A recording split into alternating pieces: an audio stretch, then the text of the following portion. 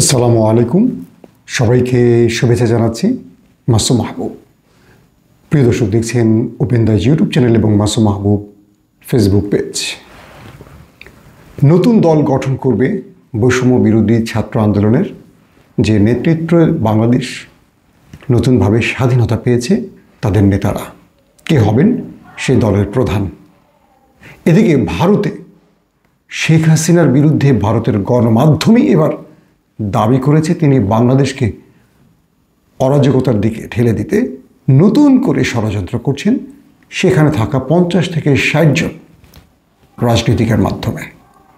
শেখ হাসিনার পরিকল্পনায় কিভাবে বাংলাদেশ অশান্ত হতে পারে সেই ব্যাপারেও উল্লেখ করা হয়েছে। জাতিসংঘ এবার মানবাধিকার লঙ্ঘনের অভিযোগ তুলেছে শেখ হাসিনার বিরুদ্ধে এবং জাতিসংঘের সেই প্রতিবেদনে বলা হয়েছে তার বিরুদ্ধে যথেষ্ট তথ্য প্রমাণ পাওয়া গেছে। দর্শক, শাহবাগে শিক্ষকদের আন্দোলন হয়েছে, পুলিশ মারমুখী হয়েছে। এরকম অনেকগুলো ঘটনার সামান্য বিশ্লেষণ তুলে ধরার চেষ্টা করছি আজকের ভিডিওতে। প্রথমে আসছি জুলাইতে যে গণ অভ্যুত্থান হয়েছে বা বিপ্লব সৃষ্টি হয়েছিল বাংলাদেশে, সেখানে যে প্রধান সমন্বয়করা ছিলেন তাদের মধ্য থেকেই এবার নতুন দল ঘোষণা হতে যাচ্ছে। বলা হচ্ছে এই মাসের শেষের দিকেই একটি নতুন দল দেখবে বাংলাদেশ। এর আগেও বাংলাদেশে আমরা অনেক দল দেখেছি। আমরা যদি বলি যে আমরা নূরের দলও দেখেছি, পাশাপাশি অনেক দল, এবি পার্টি এসছে, আরও অনেকগুলো দল এসছে। কিন্তু সবচেয়ে বেশি এবার আলোচনা হচ্ছে ছাত্রদের এই নতুন দলটি নিয়ে। ইতিমধ্যে প্রবাস থেকেও দেশে এসেছেন অনেক মেধাবী মুখ এই দলে যোগ দিতে। ছাত্ররা যে দল গঠন করবে এটাকে নিয়ে বিএনপির মধ্যে কিংস পার্টিরও অভিযোগ উঠেছিল। সবশেষে প্রশ্ন উঠেছে এই দলটির প্রধান হবেন কে। বিএনপির শীর্ষ নেতারা বলেছেন সরকারের থেকে ছাত্র নেতারা কোনোভাবেই দল গঠন করতে পারবে না। তখন আমরা দেখেছি যারা সরকারে আছেন বৈষম্য বিরোধী ছাত্র আন্দোলনের প্রধান সারির নেতারা, তারা বলেছিলেন যে আমরা সরকারের থেকে রাজনৈতিক দল গঠন করব না, সরকার থেকে বিদায় নিয়ে। এই মুহূর্তে 3 জন গুরুত্বপূর্ণ ব্যক্তি রয়েছেন যারা সরকারের ভেতরে কাজ করছেন। একজন মাহফুজ আলম, অন্যজন নাহিদ ইসলাম, আরেকজন আসিফ মাহমুদ সজীব ভুইয়া। তাহলে এই 3 জনের মধ্যে কে হচ্ছেন ছাত্রদের নতুন দলের প্রধান? বিভিন্ন গণমাধ্যম বা আমাদের বিশেষ সূত্রগুলো দাবি করছে এখান থেকে 2টো নাম সামনে উঠে এসছে। একটি নাম মাহফুজ আলম, অন্য নামটি নাহিদ ইসলাম। তবে অধিকাংশ গণমাধ্যম বলছে ছাত্রদের যে নতুন দলটি আসবে সেই দলটির প্রধান হতে পারে নাহিদ ইসলাম, কারণ তিনি প্রধান সমন্বয়ক ছিলেন। তো নাহিদ ইসলাম তো এই মুহূর্তে রয়েছেন সরকারের একজন উপদেষ্টা হিসেবে। তাহলে তিনি কি করে তার নতুন দলের প্রধান হবেন? এই ব্যাপারে যে তথ্যগুলো পাওয়া গেছে সেখানে বলা হচ্ছে যে নাহিদ ইসলাম প্রয়োজনে উপদেষ্টা পদ ছাড়তে পারেন। মাত্র 3 জন, দপ্তরবিহীন একজন আর দপ্তরসহ 2 জন উপদেষ্টার একজন যদি এই পদটি ছেড়ে দেয় তাহলে সরকারে ছাত্রদের অংশগ্রহণ বা ছাত্রদের ক্ষমতাটা কমে যাবে। এই প্রশ্নটিও নতুন করে উঠে এসছে। বলা হচ্ছে নাহিদ ইসলাম যদি এই পদটি ছাড়েন সেক্ষেত্রে সাজ্জিস আলম কিংবা হাসনাতদের মতো কেউ উপদেষ্টা মণ্ডলীতে বসতে পারেন। অর্থাৎ ছাত্ররা বিকল্প চিন্তাটিও করছে। এখন পর্যন্ত একদম সঠিক তথ্যটি আমাদের কাছে আসে নাই, কারণ আর তারা যে তথ্যগুলো আমাদের দিচ্ছেন কনফার্ম, এগুলো আমরা গণমাধ্যমেও বলতে পারছি না। তবে সূত্রগুলোর বরাতে আমরা যে খবরগুলো আপনাদের দিতে পারি সেটা হলো হয়তোবা নাহিদ ইসলামই হতে পারেন নতুন রাজনৈতিক দলের প্রধান। আর নাহিদ যেই মন্ত্রণালয়ের দায়িত্বে আছেন সেখানে আমাদের সমন্বয়কদের মধ্যে প্রথম সারির যে কেউ একজন এই দায়িত্বে বসতে পারেন। এখন প্রশ্ন হলো এই দলটিকে নিয়ে মানুষের এত প্রশ্ন বা মানুষের এত আগ্রহ কতটুকু পূরণ করতে পারবে? আমার মনে হয় এই বিষয়টি নিয়ে আমাদের আরও ডিটেল আলোচনা করতে হবে, কথা বলতে হবে। কারণ হলো ছাত্ররা বাংলাদেশের মানুষের মনের ভাষা বুঝতে পেরেছেন কিনা বা মানুষ যা কিছু চাইছে তারা কি আমাদের তা দিতে পারবেন কিনা এই নতুন রাজনৈতিক দলের মধ্য দিয়ে। বাংলাদেশে গতানুগতিক যে রাজনৈতিক দলগুলো আছে তারা প্রত্যেকেই প্রায় একই টাইপের। যদি প্রধান দুটো দলের কথা বলি, বিএনপি এবং আওয়ামী লীগ, তাদের দুটো রাজনৈতিক দল দুটো ব্যক্তির আদর্শের উপর নির্ভর এবং এই দুটো রাজনৈতিক দল প্রায় একই রকম, নাম ভিন্ন হলেও কাঠামো, সিস্টেম, রাজনীতির ধরন সব এক। পাশে রয়েছে ইসলামিক রাজনৈতিক দল, তাদের মধ্যে প্রথম সারিতে আছে জামায়াতে ইসলাম। জামায়াত ইসলামের বিরুদ্ধে যথেষ্ট সমালোচনা রয়েছে, তবে 5 তারিখের পর জামায়াত শিবির খুব সুবিধাজনক অবস্থানে রয়েছে, কারণ এই আন্দোলনটি নেপথ্যে তারাই কাজ করেছে বা সফলভাবে হাসিনাকে দেশ থেকে খেদাতে জামায়াত শিবিরের মুখ্য ভূমিকা ছিল। তো সব কিছু মিলে ছাত্ররা যে নতুন দলটি করবে, এখানে জামায়াতের সাহায্য সহযোগিতা থাকতে পারে এমন অভিযোগও আছে বা এমন দাবিও করছেন অনেকে। এই ছাত্রদের কেউ কেউ বিএনপিতে যাবেন কিনা এমন প্রশ্ন করলে এই ব্যাপারে কেউ মন্তব্য করেনি। তবে এটি নিয়ে আমার একটা এক্সক্লুসিভ ভিডিও আসবে 2-1 দিনের মধ্যে, যে এই আন্দোলনের অগ্রভাগে থাকা কেউ যাবে কিনা বিএনপি বা জামাতে। এটা নিয়ে আমি আপনাদের ডিটেল একটা ভিডিও করব। আমার আজকের ভিডিও এটি নিয়ে নয়।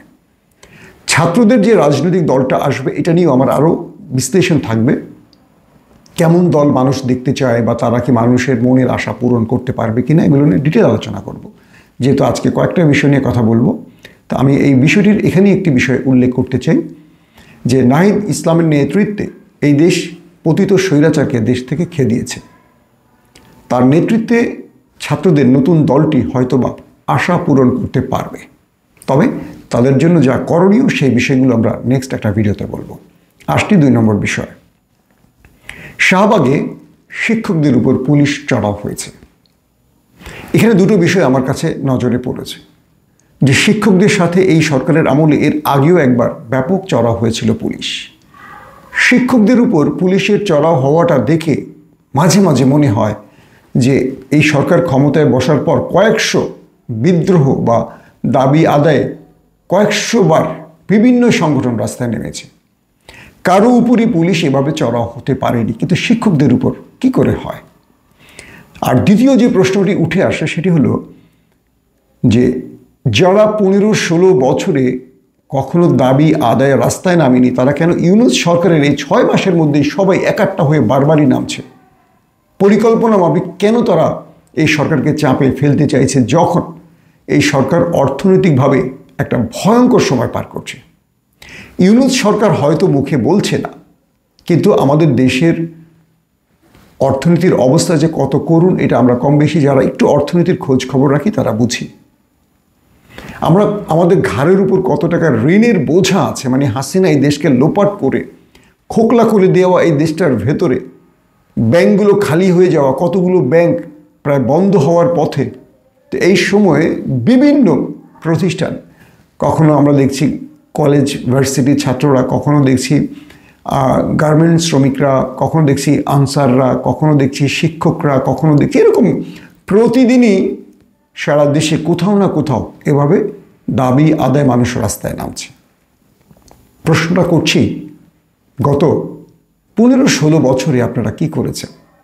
একটা সরকার 15-16 বছরে বসে থেকে বারবার উন্নয়নশীল দেশ, এই দেশ অর্থনীতিতে সকল রেকর্ড ভেঙেছে এত বক্তব্য দেওয়ার পর তখন কেন আপনারা কোনো দাবি আদায় রাস্তায় নামেননি? আর যখন আমরা হাসিনা চলে যাওয়ার পর দেখলাম যে দেশের ভেতরে অর্থনীতির 12টা বেজে গেছে, একটা ভয়ঙ্কর পরিস্থিতির মুখে আমরা আছি, সেই সময় আপনারা এত দাবি নিয়ে আসছেন কেন? এই সরকারকে একটু সময় দেন। দুটো প্রশ্ন। এই সরকারের অধীনে সমস্যার হবে না, নির্বাচন হতে পারবে, কিন্তু এই সরকারের অধীনেই কেন সমস্ত দাবি আসবে? নির্বাচিত সরকারের কাছে আপনার দাবিগুলো পেশ করেন, নির্বাচন হোক, তারপর যারা ক্ষমতায় বসবে 5 বছরের জন্য তাদের কাছে দাবিগুলো পেশ করেন।